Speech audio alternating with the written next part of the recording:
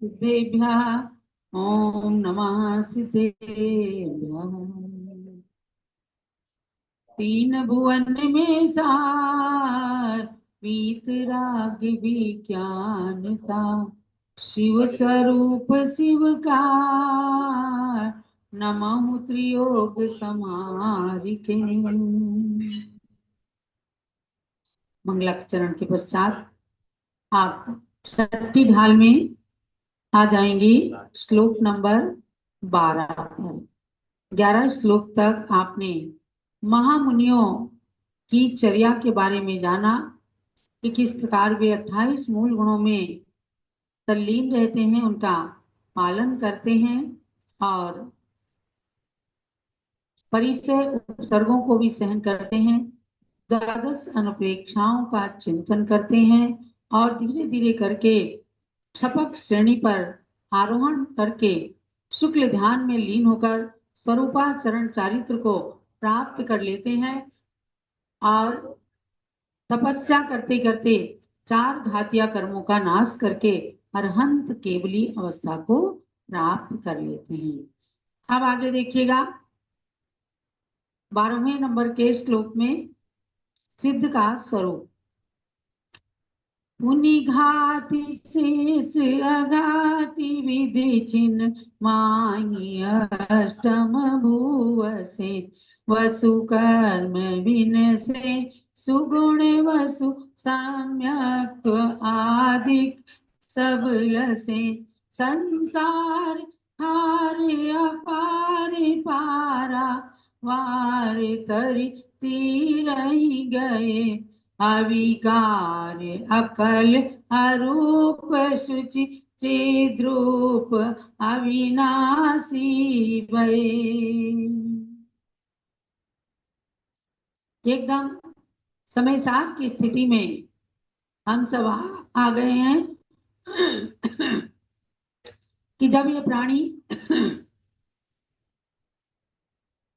अपने आत्म तत्व को प्राप्त करता है, कब? जब मुनि अवस्था को धारण करते हैं, तपस्या करते हैं, शरीर और आत्मा को भिन्न भिन्न समझ लेते हैं, आत्म तत्व में तन्मय हो जाते हैं और केवल ज्ञानी बनकर गंध कुटिया समोसरण में विराजमान होते हैं। पुनि यानी उसके बाद पुनः घाती से ही सघाती विद, घातिया कर्मों का तो नाश कर ही चुके हैं। अब जो शेष बचे अघातिया कर्म हैं कौन से? वेदनीय, आयु, नाम और गोत्र। इन 4 अघातिया कर्मों को भी वे क्षण मात्र में नष्ट करते हैं। कितनी देर में? आ ई उ री। केवल 5 अक्षरों के उच्चारण में जितना समय लगता है, उस अंतर मुहूर्त समय में अघातिया कर्मों का नाश करके क्षण मात्र में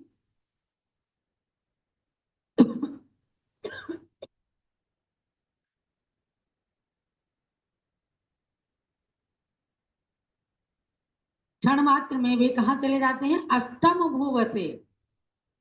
8वीं प्रतिमी कौन सी है? सिद्ध शिला। सिद्ध शिला पर सीधे चले जाते हैं और वहां जाकर बसे, माने बस जाते हैं, फिर वहां निवास करने लगते हैं। अनंत काल के लिए वही उनका निवास स्थान बन जाता है। वहां जाने के बाद कभी भी वे संसार में वापस नहीं आते। वसु कर्म विन से सुगुण वसु। 8 कर्म है और 8 गुण है, यानी 8 कर्मों का जब नाश करते हैं तो 8 गुणों की प्राप्ति हो जाती है। पहला ज्ञानावरण कर्म है, तो ज्ञानावरणी कर्म के नाश से अनंत ज्ञान प्रकट होता है। दर्शनावरणी कर्म के नाश से अनंत दर्शन गुण प्रकट होता है। वेदनीय कर्म के नाश से अव्याबाद गुण प्रकट होता है। मोहनी कर्म के नाश से क्षायिक सम्यक्त्व गुण प्रकट होता है। आयु कर्म के नाश से अवगाहन गुण प्रकट होता है। नाम कर्म के नाश से नाम कर्म के नाश से सूक्ष्मत्व गुण प्रकट होता है। गोत्र कर्म के नाश से अगुरु लघुत्व गुण प्रकट होता है और अंतराय कर्म के नाश से अनंत वीर्य, अनंत बल प्रकट हो जाता है। तो वसु कर्म विन से सुगुण वसु, वसु माने 8। जब 8 कर्म नष्ट होते हैं तो उसके बदले में 8 गुण प्रकट हो जाते हैं। ये सिद्धों के गुण होते हैं। जब कभी पंच परमेष्टि का विधान आप करते होंगे ना, तो उसमें अनंत भगवान के 46 गुणों के अर्घ चढ़ाते हैं, सिद्ध भगवान के 8 गुणों के अर्घ चढ़ाते हैं, आचार्यों के 36 मूल गुण के अर्घ चढ़ाते हैं, उपाध्याय के 25 गुण के और साधु परमेष्टि के 28 मूल गुण के अर्घ चढ़ाते हैं। तो सबसे कम गुण किनके हैं गिनती करें तो? सिद्धों के। तो सबसे कम गुणी हुए ना? नहीं, सबसे कम गुण इसलिए हुए उनकी कि जब 8 कर्म ही 8 हैं, तो 8 कर्म के नाश से ऐसे 8 गुण प्रकट कर ली कि उनके अंदर अब सारे गुण समाविष्ट हो गए। 8 गुणों के माध्यम से उनके अंदर अनंत गुण समन्वित हो गए। तब कहा सम्यक तो अधिक सब लसे, उनके साथ लस जाते हैं, एकदम चिपट जाते हैं, उनके पास में आ जाते हैं, 8 गुण से भी समन्वित हो जाते हैं। तब संसार खार अपार, संसार रूपी खार समुद्र में, यानी खारे समुद्र के अंदर, संसार को एक समुद्र की उपमा दी है।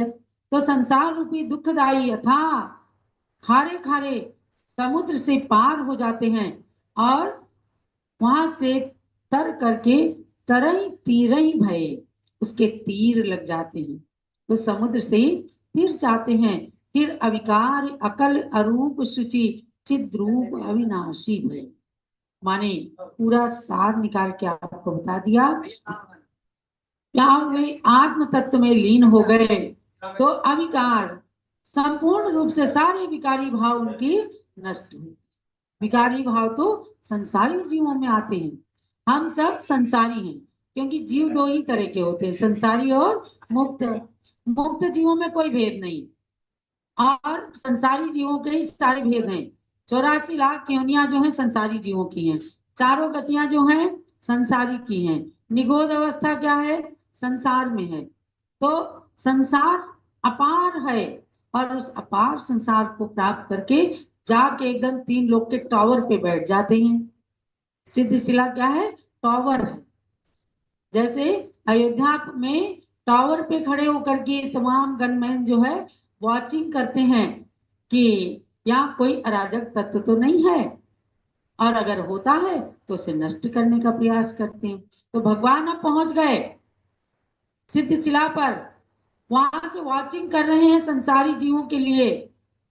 क्या जैसे हम पहले संसार में थे, भटक रहे थे, ऐसे सबको जान रहे हैं, देख रहे हैं। बस इतना है कि वो वहां से कुछ कर नहीं सकते, ना करने की भावना होती है, क्योंकि इतना अनंत सुख उनको मिल गया कि आप किसी तरफ भी उनकी दृष्टि नहीं जाती, केवल ज्ञाता और दृष्टा बने रहते हैं। जन्म मरण की बाधा से रहित हो जाते हैं। अकल, कल माने होता है शरीर, अकल माने शरीर से रहित हो गए, अदेह हो गए, अमूर्तिक हो गए, अरूप हो गए, और शुचि माने परम पावन पवित्र अवस्था को प्राप्त कर लिया। चित रूप, केवल चित रूप, चित माने चैतन्य स्वरूप, चैतन्य के स्वरूप में बस अविनाशी हो गए, उनका कभी भी नाश नहीं होगा। ये सब विशेषण है। एक शब्द हम कह ले नमो सिद्धाणम, बस उसके अंदर सब कुछ समाविष्ट हो गया। सिद्ध कैसे हैं? अरूपी हैं। सिद्ध कैसे हैं? अनंत सुख से समन्वित है। सिद्ध कैसे हैं? अविकारी हैं। सिद्ध कैसे हैं? शरीर से रहित। जितने भी विशेषण हैं सब जाके सिद्धों में समाविष्ट हो जाएंगे। तो ऐसी सिद्ध पर्याय को प्राप्त करके वे अविनाशी सुख में लीन हो जाती हैं। तो ये उपसंहार करते हुए सारे 6 ढाला का सार दौलत राम जी बता रहे हैं। आगे चलते हैं 13वें श्लोक में। निज माही लोक अलोक गुण पर जाए प्रतिबिंबित थये, रही हैं अनंता अनंत काल, यथा तथा शिव परिणय।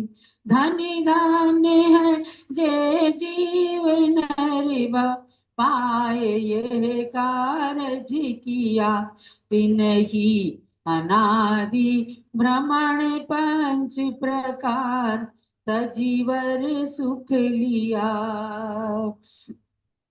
कई बार प्रश्न आता है कि आखिर वे कितने दिन रहेंगे सिद्धिशिला पर, कितना सुख भोगेंगे, कैसा सुख है वहां।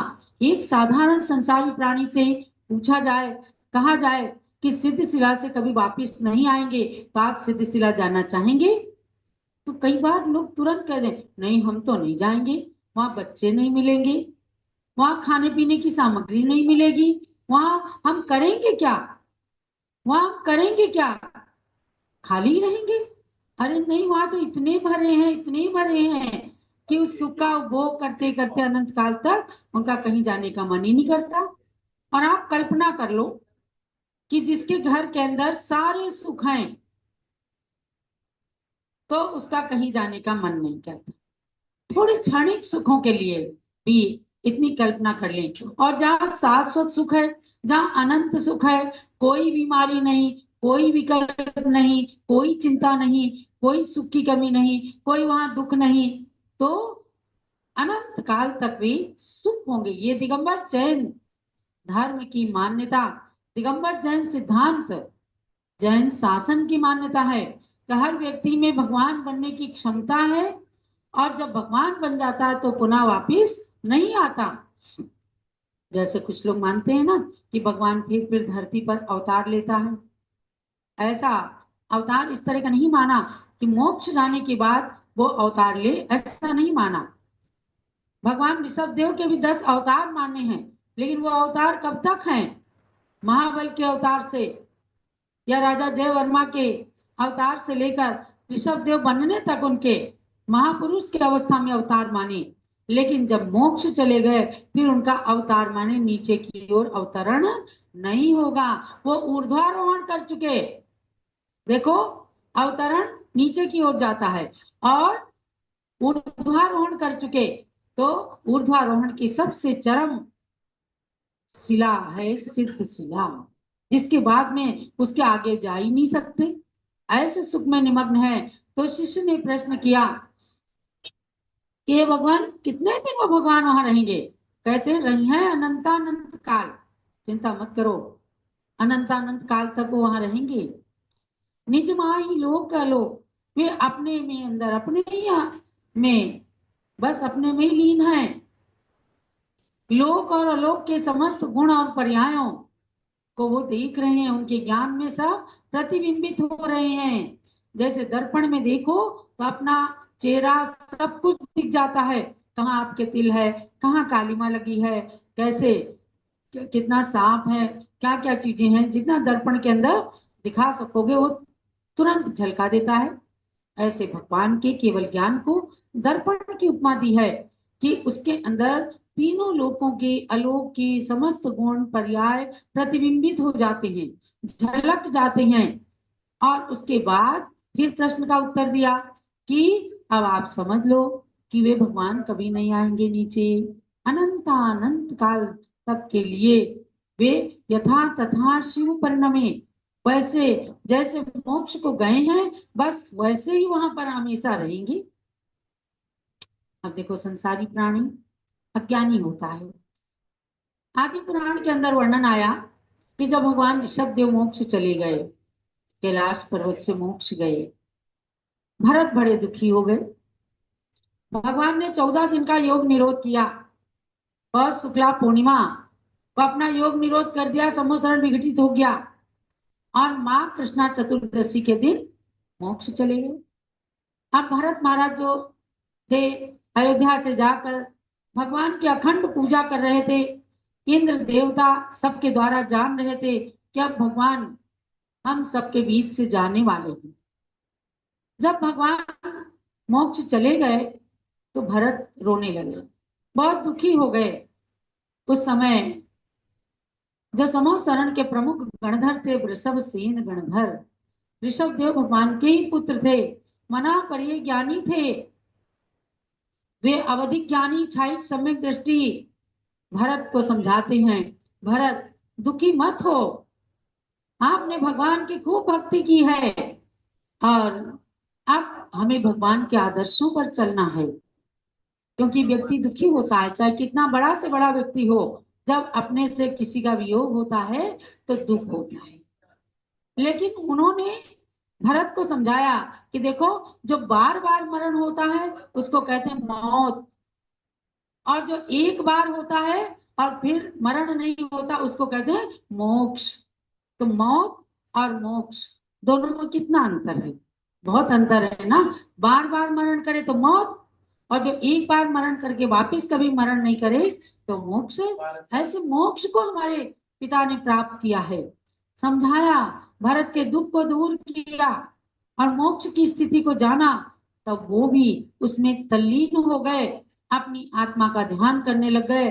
और यही अयोध्या नगरी है ऐसे ऐसे महापुरुषों को जन्म देने वाली। जब उनको भी बोध आया तब उन्होंने भी दीक्षा ली, और इतना वैराग्य उनका दृढ़ हो गया था कि बस केस क्लोज करते करते उनको केवल ज्ञान हो गया, मोक्ष चले गए। जो भरत अपने पिता के मोक्ष जाने के बाद रो रहे थे, उन्होंने भी फिर मोक्ष की सही स्थिति को जाना और फिर अपने अंदर निमग्न हो गए, तो पुनः मोक्ष चले गए। जे कम्मे सूरा ते धम्मे सूरा। जो राज्य कार्य में सूरवीर थे, शौर्यवान थे, पराक्रमी थे, उन्होंने पराक्रम के साथ दीक्षा लेकर के और अपने मोक्ष को साकार किया, मार्ग पर चले तो मोक्ष को प्राप्त कर लिया। तो ऐसे लोगों की कहा धनी धन्य है, धनी धन्य है जे जीव नर भव पाए यही कार्य किया। कितनी श्रद्धा टपक रही है, वे बहुत धन्य हैं, महान सौभाग्यशाली हैं कि जिन्होंने नरभव पा करके ये कार्य किया है। अब बात देखो आप, 140 करोड़ की जनसंख्या है, पूरे देश की जनसंख्या कितनी है? 140 करोड़। और उसमें से कितने लोग मोक्ष मार्ग में लगे हैं? कितने लोग? पॉइंट माइनस, है ही नहीं कुछ। 140 करोड़ में अगर केवल 1700 के लगभग साधु अपने मोक्ष मार्ग में लगे हैं, और समझ लें चलो अनेक ब्रह्मचारी ब्रह्मचारिणी मोक्ष मार्ग में लगे हैं, अनेक गृहस्थ व्रती भी मोक्ष मार्ग में लगे हैं, तो भी हमारी संख्या बिल्कुल नगण्य आएगी। ऐसे लोगों को सौभाग्यशाली नहीं कहेंगे तो क्या कहेंगे? सौभाग्यशाली नहीं, स्वर्णिम सौभाग्य से युक्त हैं जिन्होंने नरभव पा करके ये कार्य किया। ये कार्य कौन सा कार्य? संसार का कार्य, मोक्ष का कार्य किया, मोक्ष का कार्य संपन्न किया। तिन्ही अनादि भ्रमण पंच प्रकार तजीवर सुख लिया। उन्हीं लोगों ने, जिन महापुरुषों ने मनुष्य भव पा करके ये कार्य किया है, यानी मुनि धर्म धारण करके मोक्ष को प्राप्त किया है, उनको ही अनादिकाल से चले आ रहे 5 प्रकार के संसार भ्रमण, द्रव्य, क्षेत्र, काल, भाव, भव, ये 5 परिवर्तन है। अरे इनकी कथा सुनने लग जाओगे आपका रोम रोम सिहर जाएगा। कितनी बार नरक गए, कभी जघन्य आयु होगी, कभी मध्यम आयु होगी, कभी उत्कृष्ट आयु होगी। कितनी बार तिर्यंज में गए, कभी साग भाजी हो गए, कभी मेढक हो गए, कभी ततैया हो गए, कभी बिच्छू हो गए, कभी सांप हो गए। एक प्राणी को देख करके डर लगता है, एक छिपकली को देखकर बच्ची डर गई, और छिपकली से बड़ा डर लगता है। अरे सोचो, अनंत बार हमने ऐसी छिपकली, बिच्छू, ततैया, भौरे, तिर्यंच योनि में जाकर जन्म लिया। तो आप कह रहे हैं कि इन ऐसे लोग ही अनादिकाल से चले आ रहे 5 प्रकार के भ्रमण पंच परिवर्तन रूप संसार को तज करके, माने संसार से छूट करके परम सुख को प्राप्त किया है। आप पूछो कि उन लोगों ने प्राप्त कर लिया, हमें उनसे क्या मतलब है? क्यों साहब, हमें उनसे क्या मतलब? प्राप्त कर लिया। हाँ, हम क्या करें? हम ये करें कि जिन्होंने प्राप्त किया है, हम हमेशा उनके चरण कमलों के अनुरागी रहें। और कहते हो ना कि तावत निर्वाण संप्राप्ति। हे भगवान तिष्ठत जिनेन्द्र तावत यावत निर्वाण संप्राप्ति। मेरे हृदय में आप तब तक विराजमान हो जाएं जब तक मुझे निर्वाण की प्राप्ति ना हो जाए। अरे भैया, निर्वाण की प्राप्ति होगी तो आपके हृदय में कहाँ भगवान बसेंगे? फिर आपको लोग अपने हृदय में बसाने लगेंगे, समझे ना? जब हम भगवान बन जाएंगे तो हमें भी लोग अपने हृदय में बसाने लग जाएंगे। अभी मोक्ष मार्ग में चल रहे हैं तो ही कहते हो हम ज्ञानमती माता को अपने दिल में बसा के रखते हैं, क्योंकि ये मोक्ष मार्गी।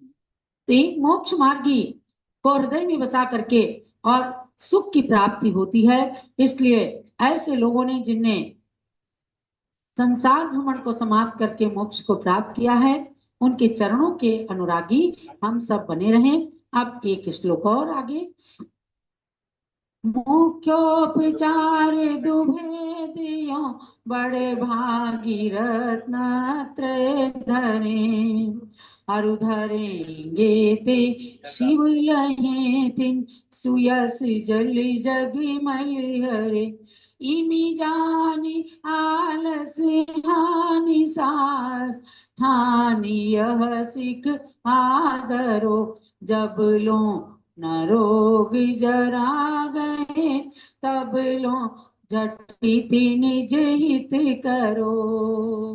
अंत में जैसे दूध को औंट औंट करके खोया बना करके उसका तत्व निकाल दिया जाता है, ऐसे ही दौलत राम जी कहते हैं अब तुम सार रूप में जानो कि रत्नत्रय के दो भेद हैं।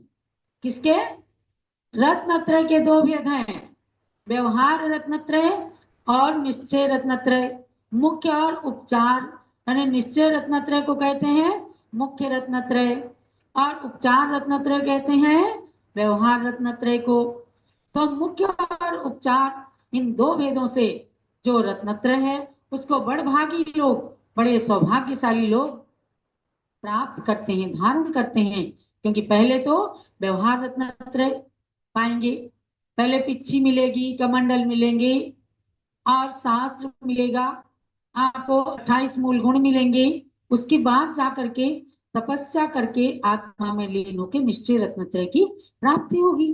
तो कहते हैं ऐसे निश्चय और व्यवहार रत्नत्रय को जिन्होंने धारण किया और आगे भी ऐसे ही धारण करेंगे और वे ही शिव लहे मोक्ष को प्राप्त करते हैं। सुयस जल जग मल हरे। वे ही लोग अपनी कीर्ति को प्रसारित करके आत्मा की कीर्ति को प्राप्त करके सुयस रूपी जल को प्राप्त करके जग मल हरे, संसार के मैल को नष्ट कर देते हैं वे। जब आत्मा पवित्र होती है, मस्तिष्क शुद्ध होता है तो सारा मैल नष्ट हो जाता है। या यूं समझिए जब मैल नष्ट हो जाता है तो अपना मस्तिष्क और मन और आत्मा सब कुछ पवित्र हो जाते हैं। इमी जानी, ऐसा जान करके आलस हानि, आलस को छोड़ो, सो रहे हो तो जागो। और सोने का अगर कोई नाटक कर रहे हैं तो जाग जाओ विद्यात्माओं।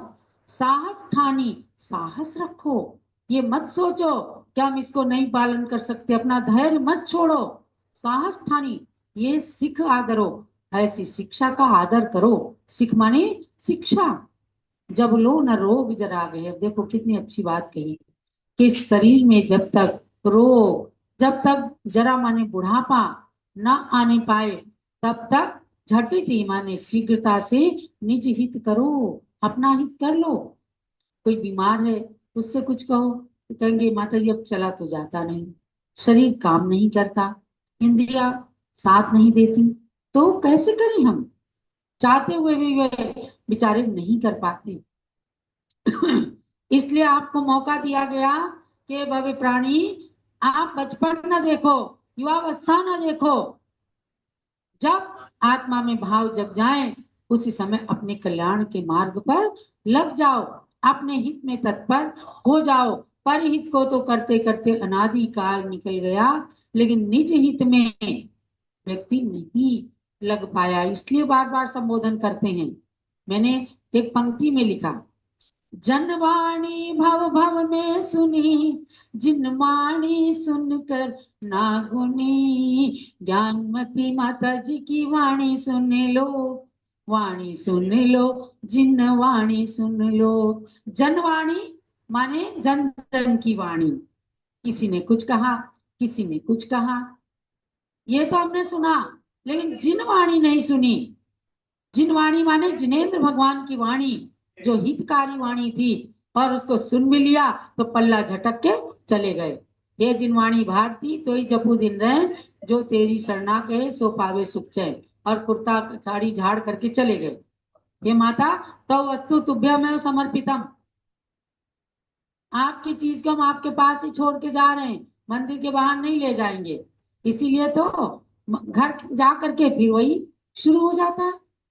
तो भाई, एक बहू ने सासू जी से पूछा, आप गंगा स्नान करने गई थी तो क्या हुआ, यहाँ आते तो फिर शुरू। बोले, रघुपति राघव राजा राम, जैसा मौका वैसा काम। यहाँ जैसा मौका है वैसा करेंगे। नहीं, हमें तो इनकी वाणी को ध्यान देना है कि जब तक शरीर के अंदर रोग नहीं लगा है, तब तक अपनी आत्मा का हित करने में हम सबको दत्तचित्त हो जाना चाहिए। यही स्वाध्याय का सार समझना।